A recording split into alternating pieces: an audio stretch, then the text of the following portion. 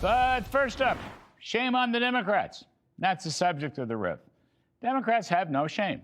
First of all, they're shutting down the government in order to spend $1.5 trillion and overturn Republican efforts to weed out waste, fraud, and abuse and put in some simple eligibility requirements for able-bodied people. And then the Dems want to restore and even expand the phony Inflation Reduction Act of the Biden years that contributed to 20% inflation. And then they deny doing it, even though it's right there in black and white on paper. There's no shame. Then you have Illinois Governor J.B. Pritzker. He's calling federal law enforcement and the National Guard thugs and political pawns, even while they're upholding the Constitution to keep law and order, save the streets of Chicago, and deport the worst of the worst illegal criminals. They have no shame. Then the Democrats have no shame in defending former FBI Director James Comey and his completely phony Russiagate hoax against Donald Trump. And this is after he lied in his testimony before the Senate.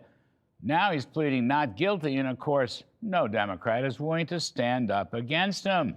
Shame on them. And shame on the Democrats for being taken over by the Democratic Socialists of America and left-wing allies such as Antifa. Now, here's what Attorney General Pam Bondi said just a few moments ago in a White House meeting. Take a listen, please. And we're not going to have it anymore, these thugs. We saw what's happening in Portland and Chicago, and you saw what happened in Dallas. No longer. This is not activism, it's anarchy.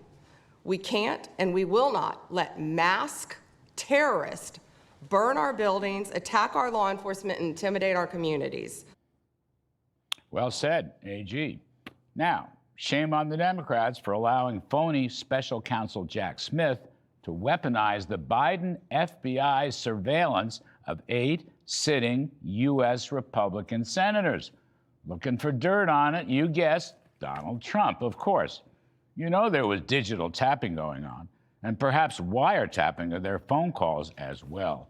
Shame on the Democrats for not standing up to Zohran Mamdani's anti-Semitism and his defense of Hamas and his bashing of Israel, even on October 7th, of all days. Shame on all the Democrats who continue to use violent language like fascism, Nazism, Hitlerism, all in false charges against their conservative critics, with language that itself often leads to devastating real-world violence. You know, with very few exceptions, the Democratic Party seems to have learned nothing after the tragic murder of Charlie Kirk. Shame on them. And that's the riff. All right.